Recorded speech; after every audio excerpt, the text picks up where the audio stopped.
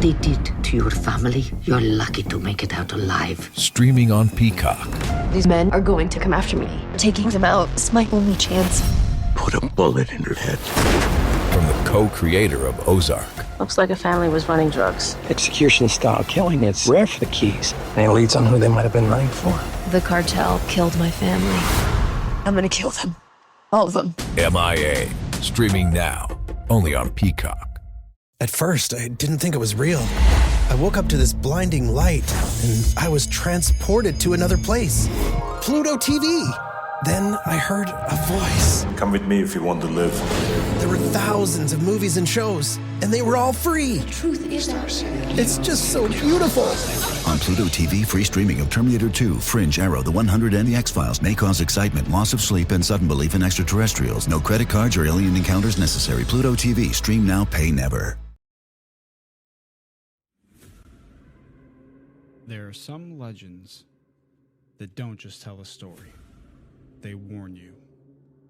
Deep in the frozen forests of North America, where the trees stretch endlessly and the cold can kill in hours, there's something older than fear itself. Something that isn't just a monster, but a curse.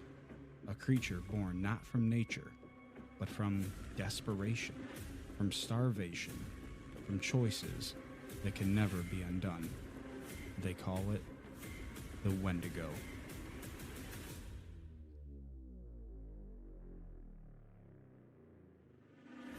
A spirit of insatiable hunger, a predator that was once human, a whisper in the woods. And tonight, we're gonna step into that forest. Because once you hear about the Wendigo, you might start to wonder, is it really just a legend?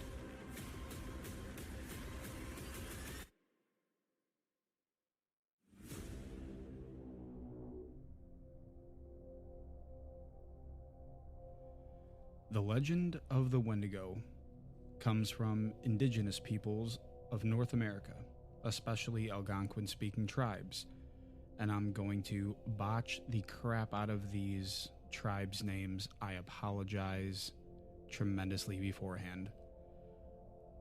Ojibwe, Cree, and Salto. I probably just botched it. I apologize. Moving on to the story. This isn't just folklore meant to entertain. It's something much deeper, something tied to survival itself.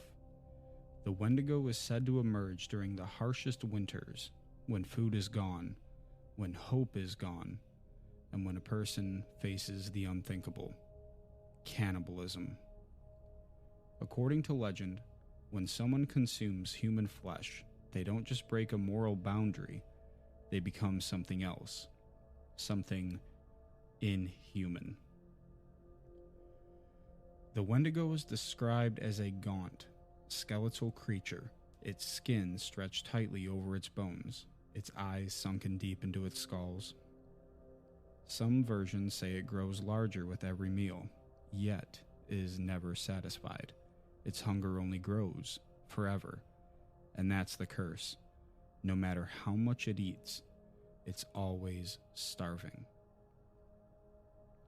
Descriptions of the Wendigo vary depending on the region, but the core details are always disturbing.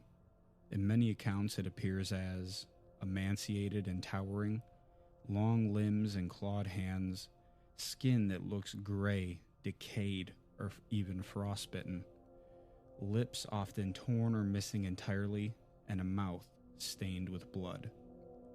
Some modern interpretations give it antlers or a deer-like skull, but that's actually a more recent artistic twist. Traditional stories describe something much more human, and somehow it's more terrifying because of it. Because when you look at a Wendigo, you're not seeing a monster that was born that way. You're seeing what's left of a person, and sometimes it still remembers. In many traditions, the Wendigo isn't just a physical creature. It's a spirit, an evil force that can possess humans. This means you don't have to commit cannibalism to become one. Sometimes the Wendigo just chooses you. Some people believed that if someone became too greedy, too selfish, too consumed by desire, they would become vulnerable. The Wendigo spirit would enter them and slowly take control. At first, the person might feel intense hunger, nightmares, a growing sense of isolation, and a craving for raw meat. Over time, they begin to change, physically, mentally, and completely. And eventually, they just lose themselves. There's a real psychological phenomenon tied to this legend called Wendigo Psychosis. It was reported among some indigenous communities and early European settlers. Some people suffering from it would develop an overwhelming urge to eat human flesh, even when other food was available. They feared becoming Wendigos, and sometimes believed they already were. In extreme cases, individuals begged to be restrained or even killed before they could hurt others. This wasn't just superstition, it was documented. Some historians believe this condition was caused by starvation, isolation, extreme winter conditions, cultural fear reinforcing behavior. But others argue something else entirely, that maybe, just maybe, the legend exists because something real was happening out there in the forests.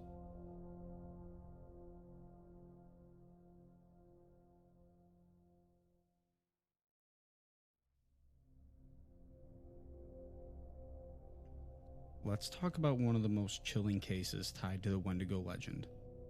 The case of the Swift Runner in 1878. Swift Runner was a Cree trapper living in Alberta. During a brutally harsh winter, his entire family had disappeared. When authorities finally found him, he admitted the truth. He had killed and eaten his wife and children. But here's what made the case so disturbing, as if you could get any more disturbing than eating your wife and children. But here we go. There were emergency food supplies just a short distance away, meaning he didn't have to... I'm getting loud in the microphone, I can hear it in my headphones. He didn't have to do it. But he chose to. When questioned, Swift Runner claimed he had been possessed by a Wendigo spirit. He said he couldn't control himself. He was eventually executed, but his story spread across North America as one of the most infamous Wendigo cases ever recorded. Let's talk about another. Jack Fiddler, the Wendigo hunter. Another story tells of a man named Jack Fiddler, and once again I'm going to totally botch the name of this tribe, and I apologize. Ojibwe. He was an Ojibwe chief and shaman. He claimed to have killed multiple people, but insisted he was saving lives. According to him, those individuals were becoming Wendigos, and once the transformation began, there was no stopping it. To protect the community, they had to be killed. Authorities arrested him in the early 1900s, but before he could stand trial, Jack Fiddler died in custody. To this day, some believe he was a murderer. Others believe he was something else entirely, a protector, fighting something unseen. The Wendigo has made its way into modern horror, but often in altered forms. You'll see it in movies, video games, TV shows, but many of these versions miss the point, because the Wendigo isn't just about fear. It's about greed, consumption, losing control, becoming something you never wanted to be in the first place. In a way, it's more relevant now than ever. Think about it. A creature driven by endless hunger, never satisfied, always consuming. Sound familiar to anybody? So here's the question. Is the Wendigo real? If you're looking for a physical creature roaming the woods, probably not, right? Probably not, but there's a chance. Not saying it's not out there, but I mean, it's like Bigfoot. What are your chances of actually seeing Bigfoot just walking in the woods? You're on your daily hike. You look over and Bigfoot's chilling in a hammock, eating a banana, asking you what's up. What are you doing for dinner? What are your plans? It's just probably not going to happen. Back onto the story. As a concept, as a warning, as something that represents what humans are capable of under extreme conditions, it might be one of the most real legends that we as a human have ever told. Because of the true horror of the Wendigo isn't what it is, it's what it was, and what any of us could become under the right circumstances. Out there, in the frozen silence of the forest, there are no witnesses, no rules, no one to stop you from making a choice you can never take back.